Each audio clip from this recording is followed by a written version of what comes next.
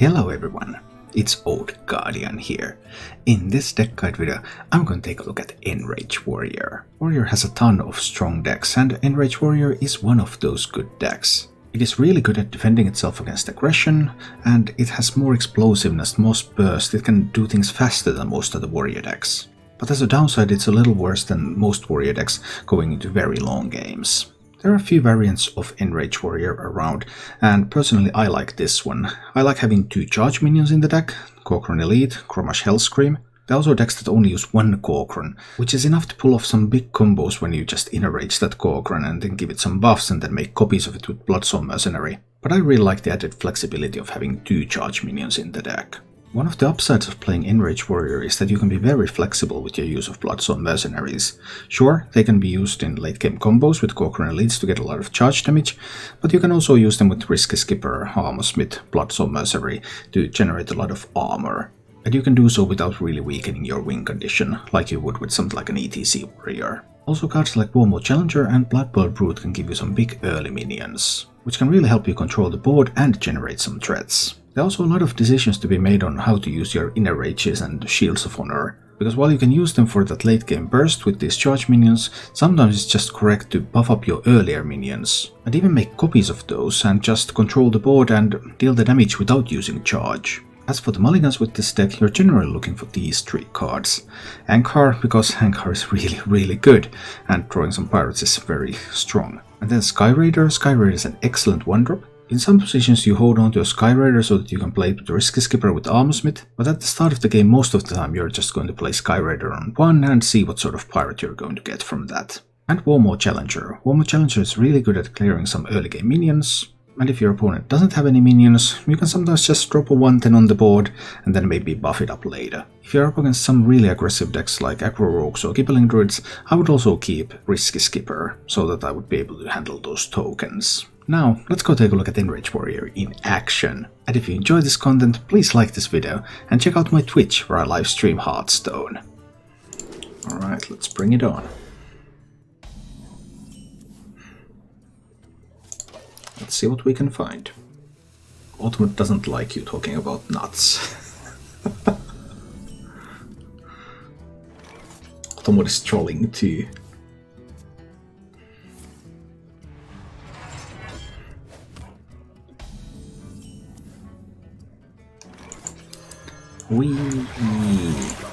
Still no idea what kind of warrior this is.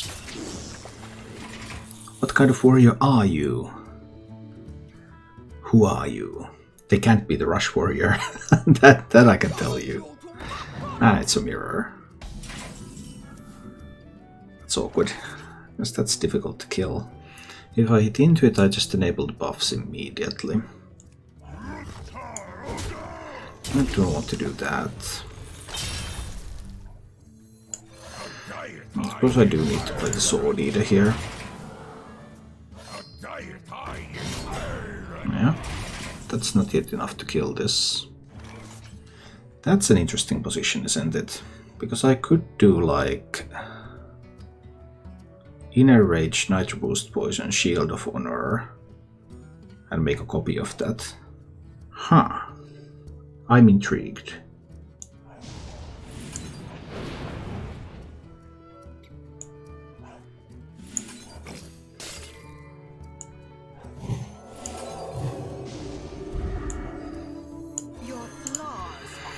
I'm definitely intrigued about the possibilities here. Let's see what happens.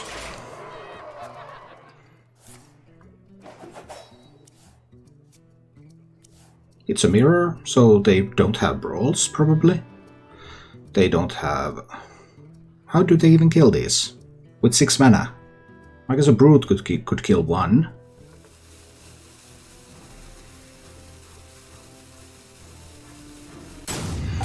I approve of this result.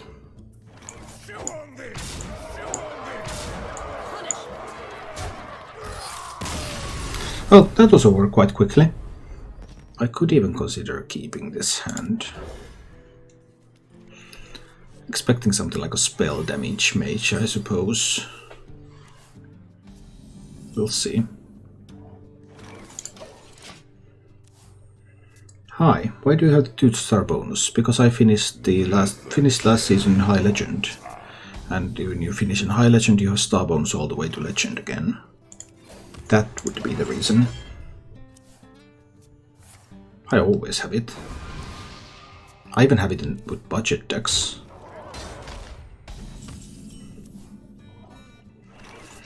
I believe this is a suitable moment to coin the Sword Eater and kill that Confection Cyclone. What point does Legend turn to High Legend? It's 3.0 MMR. Problem is that you can't see it anywhere. But in practice on EU, something like 2800 is enough, and on NA you need something like 1500.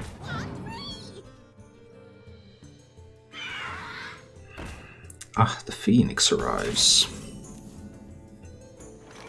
That's a little scary. I'll show you who's boss. Someone's gotta lead the charge.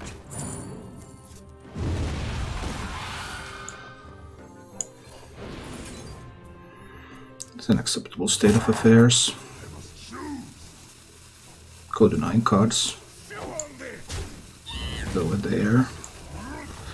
And I believe I want to hit face here as well. Phoenix obviously will wake up eventually. We'll see what happens then. I don't have another skipper here, but I have like Barrow and Price Plunderer, which could also result in some intriguing possibilities. True mastery takes dedication. Well, that was a surprise. Could I just brood it down? I think I will simply brood it down.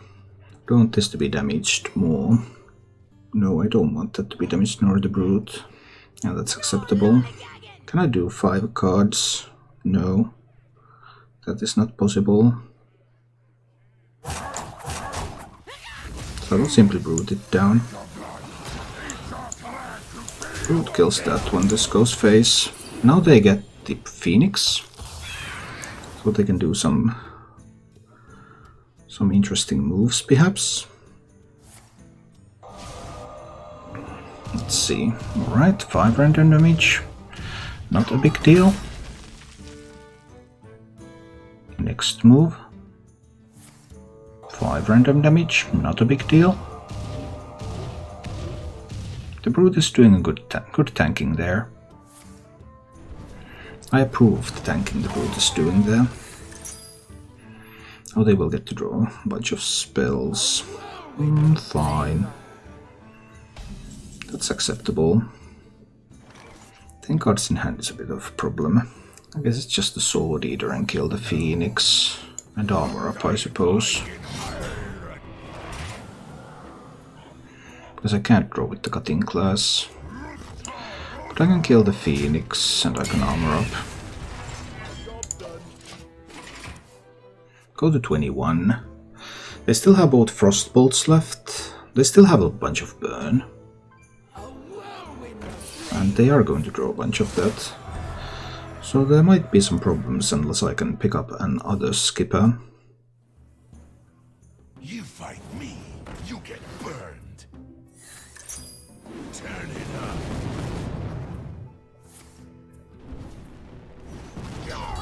That's perfectly acceptable though. I would need the other skipper. The Scythe. I don't want to play an Armsmith out there. I don't particularly want to know. 9 cards in hand. I could do Armsmith, Nitro Boost, Poison, Cutting class. But I want the Armsmith for the next skipper.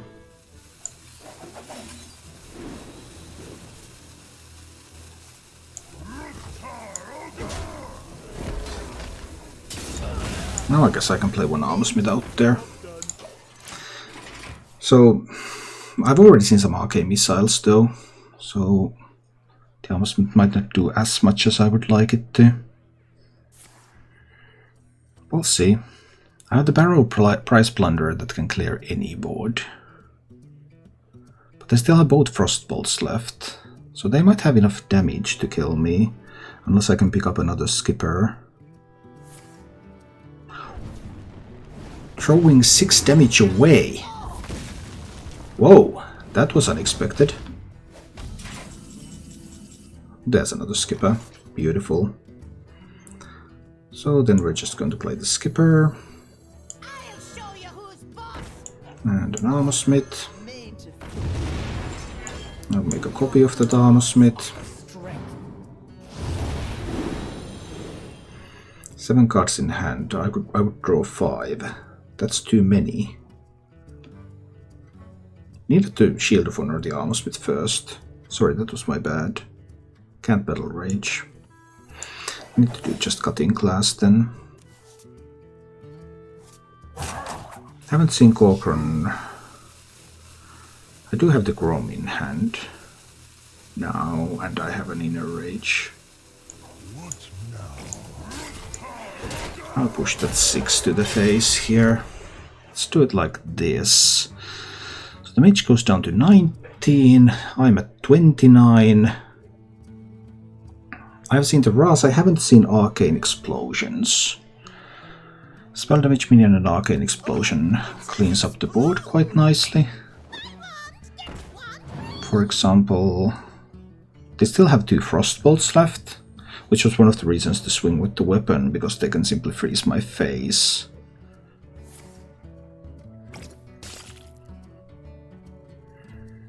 Potion of Illusion can be nice. Now they can do some big arcane explosions. Can they do much else though? Oh, they can get some mage spells. They have 2 Frostbolts left. Maybe they're not running Frostbolt. Some of those lists are really silly and don't run Frostbolt. Although I would assume that anyone with any sense would run Frostbolt.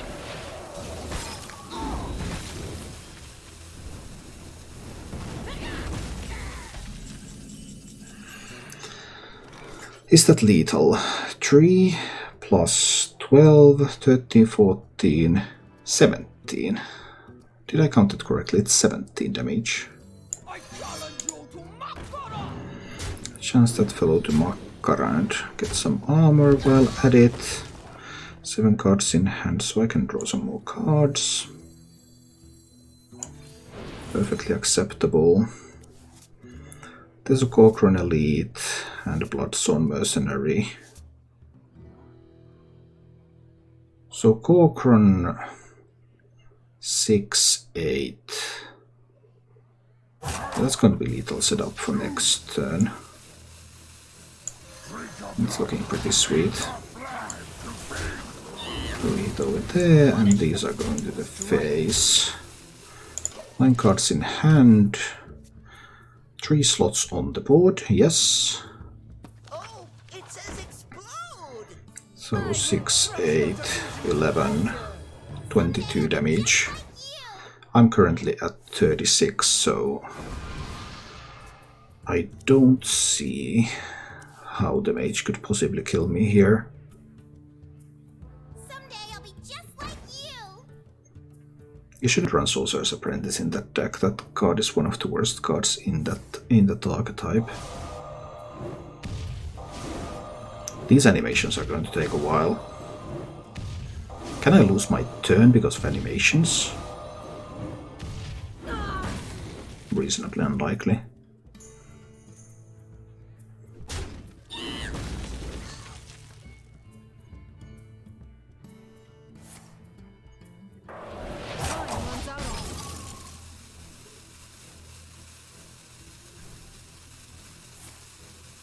They are running Frostbolt in the deck, okay. But it's not going to be enough. I already have everything here. For the War Chief it is. Inner Rage, Inner Rage. And you win this one. I think I have to mulligan for the Gibelings. I just must. Because Gibelings can be scary early on. Guardian Druid will kill me, but it will kill me a little bit later. If it turns out to be Gibelings, I have to be ready. To the extent that I can be ready. Which I suppose isn't that much. Ankar, please. Scythe. Not so sure about that. What kind of druid? Do we get any information? We do not.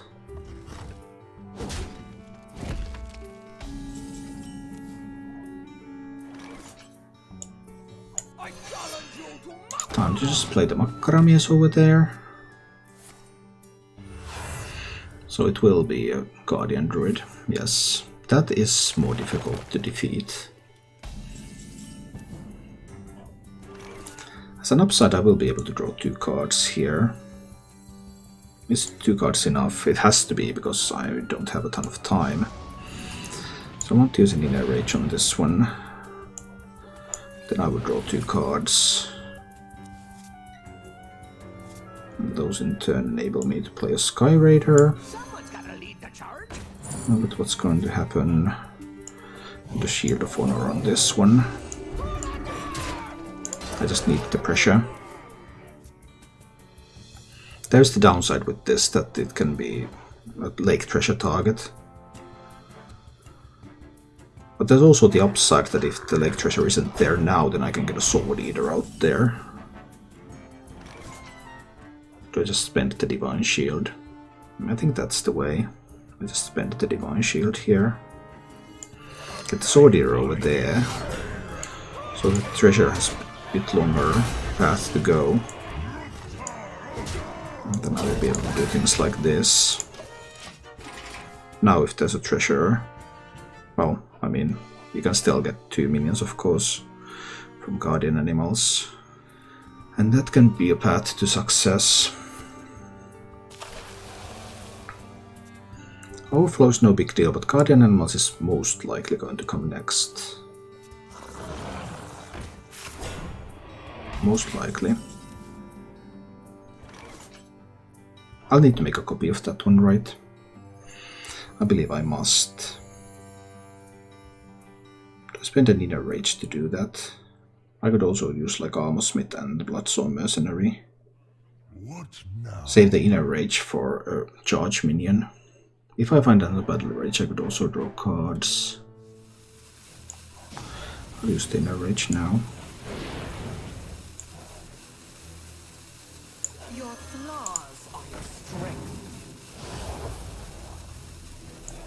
Give me that. Look what I will do.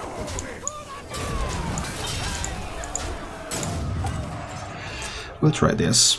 Then I have a pair of 8/9s over here. Let's see. Is a pair of 8/9s enough?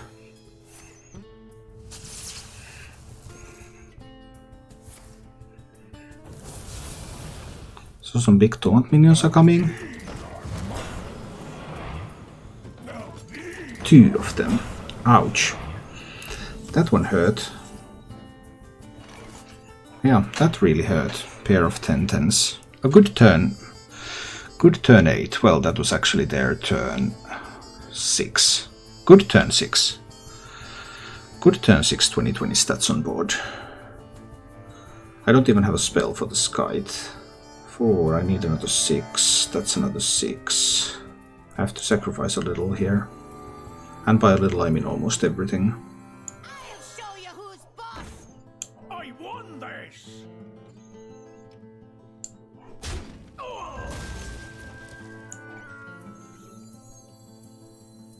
Someone's gotta lead the charge.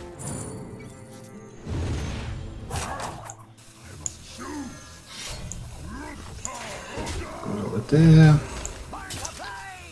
This one goes there, this one goes there. And these have to go there, and I get to push 8 to the face.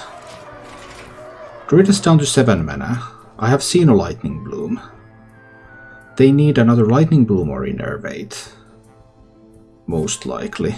They have a second Lightning Bloom. Then they can do Guardian Animals. Or they can do Yashuras. If they happen to have Yashuras, that would be insane. That's a really good turn 7. It's a really good turn 7. I win this with the Nitro Boost Poison. As soon as I corrupt it.